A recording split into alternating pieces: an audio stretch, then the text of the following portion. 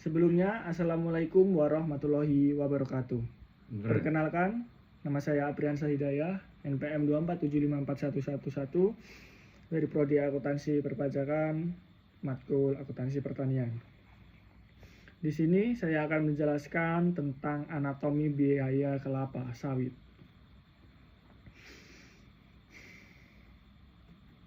Fokus utama kita adalah membedah akuntansi pada fase tanaman menghasilkan dan proses panen yang sepenuhnya didasarkan pada standar akuntansi keuangan, yaitu PSAK 241. Memahami standar ini sangat penting untuk pelaporan keuangan yang akurat di industri perkebunan.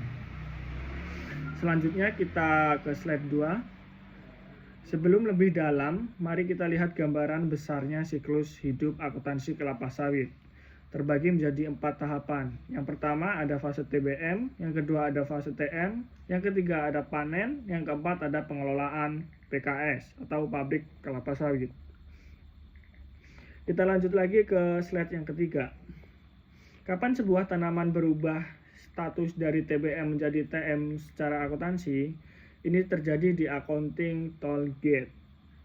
Peralihan ini didasarkan pada 3 kriteria utama. Pertama, di usia tanaman umumnya 30-36 bulan setelah tanaman. Kedua, ketersediaan buah di mana minimal 50% dari populasi tanaman di blok tersebut telah menghasilkan buah. Yang ketiga, keteraturan panen di mana panen dapat dilakukan secara teratur dan berkesinambungan. Kita lanjut lagi ke slide yang keempat. Saat kriteria tersebut terpenuhi, terjadilah reklasifikasi aset. Ini adalah perubahan status akuntansi yang fundamental. Seluruh biaya yang dikapitalisasi di fase TBM direklasifikasi menjadi aset tetap. Aset biologis di fase TBM akan diukur pada biaya perolehan. Kini berubah menjadi aset TM yang siap disusutkan. Ini adalah titik balik dari akumulasi biaya menjadi pengakuan beban. Kita lanjut lagi ke slide yang kelima.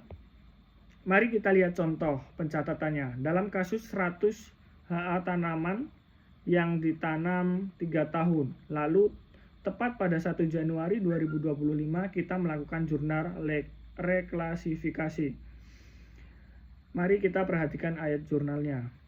Kita mendebit tanaman menghasilkan senilai 5 miliar dan mengkredit tanaman belum menghasilkan senilai 5 miliar. Nilai ini adalah total akumulasi biaya perolehan selama masa TBM. Sekarang 5 miliar ini resmi menjadi nilai buku aset tetap TM yang siap disusutkan. Kita lanjut ke slide yang ke-6. Untuk memperjelas perbedaan fundamental kedua fase ini, perhatikan matriks perbandingan berikut. Dari sisi fokus fisik, TBM fokus pada pertumbuhan, sedangkan TM fokus pada optimalisasi produksi. Perlakuan biaya pemeliharaan. Di TBM biaya dikapitalisasi, di TM diakui sebagai beban laba rugi penyusutan. TBM tidak disusutkan karena belum siap digunakan, sedangkan TM disusutkan selama masa manfaat ekonomi dan pengukuran aset biologis. TBM menggunakan biaya perolehan, sedangkan TM diperlukan seperti aset tetap setelah reklasifikasi. Lanjut, slide yang ke-7. Di fase TM, biaya pemeliharaan bersifat beban operasional. Mari kita anatominya. Biaya ini mencakup yang pertama pemupukan, yang kedua pengendalian hama, yang ketiga pemangkasan pelepah, yang keempat biaya panen. Kita lanjut lagi ke slide yang ke-8. Karena TM diperlukan seperti aset tetap, maka beban penyusutan harus dialokasi selama masa manfaat ekonomisnya. Ada 5 faktor utama yang mempengaruhi masa manfaat ini. Yang pertama ada varietas dan genetik tanaman, yang kedua kondisi tanah dan iklim, yang ketiga praktik agronomi, yang keempat teknologi budidaya, yang kelima ada ancaman eksternal. Secara umum, umur ekonomis tanaman sawit berkisar antara 20-25 tahun. Lanjut lagi ke slide yang ke-9. Mari kita perhatikan kalau penting. Ini mengenai replanting atau peremajaan. Biaya pembongkaran dan penanaman kembali di akhir masa manfaat, bukan beban perbaikan. Biaya ini harus dikapitalisasi kembali sebagai aset TBM yang baru. Ini adalah prinsip akuntansi yang harus dipegang teguh untuk menghindari kesalahan pencatatan biaya. Lanjut ke slide yang ke-10. Untuk fase TM, kita harus memilih metode penyusutan yang paling mencerminkan pola konsumsi masa manfaat ekonomi. Pilihannya adalah metode garis lurus dan metode unit produksi. Kita lanjut ke slide yang ke-11. Kini kita masuk ke inti PSAK 241, panen dan pengakuan TBS.